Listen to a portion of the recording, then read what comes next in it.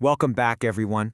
Today, we're diving into an absolute explainer of a truly seismic shift, one that has basically taken the Australian political landscape and completely turned it on its head. We're going to map out exactly what just happened in the electorate of Ferrer. We'll look at the raw data, the on-the-ground reactions, and how a political map that has stood for literally generations was just redrawn overnight. Let's get right into it. 77. Now, that's not just a statistic, right? It carries immense historical weight. For 77 consecutive years, the coalition held this exact seat. I mean, think about that for a second. That is an uninterrupted, multi-generational stronghold. There are voters living in this electorate who have literally gone their entire lives never knowing anything other than a coalition rep holding this seat. It was the very definition of safe. But, as the data from this event clearly shows us, well, safe is a pretty relative term in politics. And what makes this historical disruption just absolutely staggering is the sheer speed of it. That 77-year legacy, it was shattered in under 2 hours of ballot counting on election night. Less than 2 hours. Almost immediately after the polls closed, it became crystal clear that the stronghold had fallen. You know, we usually think of political shifts as these slow, grinding processes, right? Days of painstaking preference counting. But this was an immediate, definitive rupture that left political analysts totally stunned. The media actually captured the sheer scale of this event perfectly. 9 News described the once-safe coalition seat of Farr as being, quote, flattened in an orange landslide. And you know what? That metaphor of a landslide is absolutely spot on for our data analysis today. A landslide completely remaps the physical environment, right?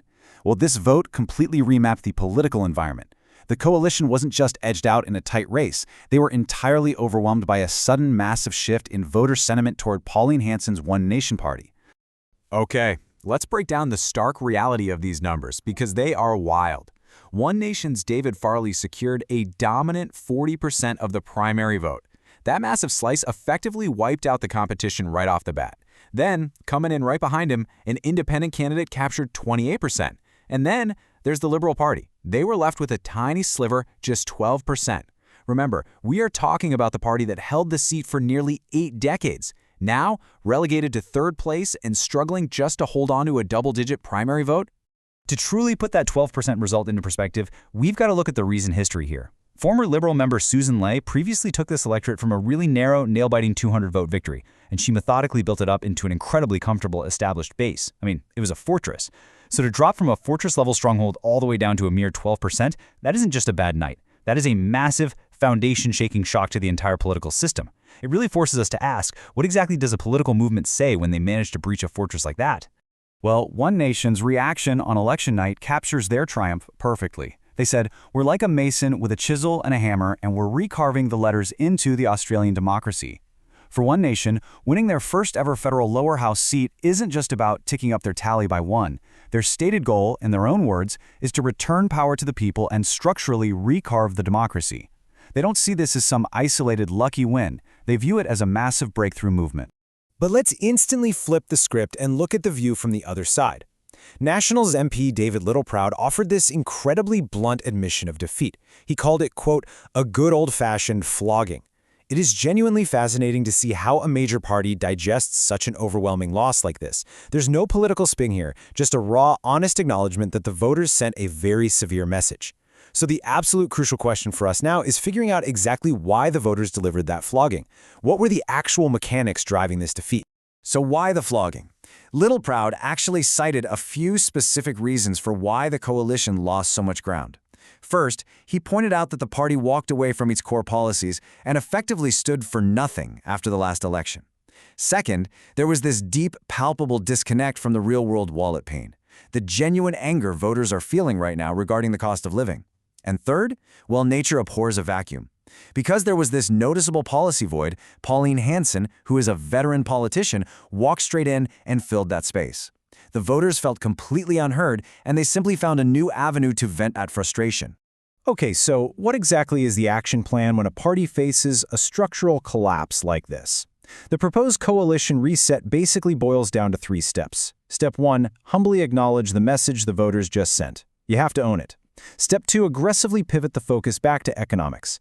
That means restoring the standard of living, protecting the everyday way of life, and offering sensible migration policies. And Step 3, actively recast and reset these policies. A huge opportunity for this falls on leader Angus Taylor during his upcoming post-budget reply speech. Ultimately, it's a strategic pivot engineered to win back the trust they so visibly lost. Now, to really understand why this hyper-local result in Ferrar has everyone in the capital sweating, we need to zoom out to the macro level. 8. Just 8.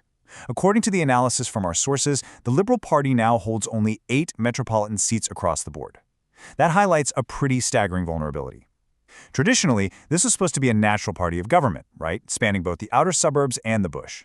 But this single data point proves that their footprint in major metropolitan areas has drastically shrunk. This geographic squeeze is summed up perfectly by Nine's political editor, Charles Croucher. The party is facing a massive dual threat. On one hand, you have the regional threat, where one nation is successfully securing historic lower house seats out in the bush and steadily eroding that traditional conservative rural base. On the other hand, you have the urban threat, where Labour is just dominating the cities, leaving the Liberals with those mere 8 metropolitan seats we just talked about. The traditional party of government is essentially being attacked on both flanks at the exact same time. Let's clarify exactly what is causing all this structural pressure, because they're actually getting squeezed from 3 distinct directions. First, as we've seen, there's that surge on the right from One Nation, pulling away those conservative rural voters. Second, there's the rise of climate-minded independents, often referred to as the Teal movement, who are proving highly effective at picking off affluent seats in both regional areas and cities. And third, you have Labour's ongoing success at winning over the broader urban centers. Put it all together, and they are literally running out of spaces on the map where they can reliably win. To really hammer home just how serious this structural squeeze is, we can look at this pretty ominous warning from former Ferrar member Susan Ley. She recalled that when Angus Taylor took the leadership, he bluntly stated the Liberal Party needed to change or die. Ley added that 3 months later, the result in Ferrar demonstrates that statement is far truer today than it ever was back then. I mean, that is an existential ultimatum. The data from Ferrar isn't just some weird anomaly. It's a glaring symptom of a party that absolutely must adapt to a rapidly shifting electorate or face total irrelevance.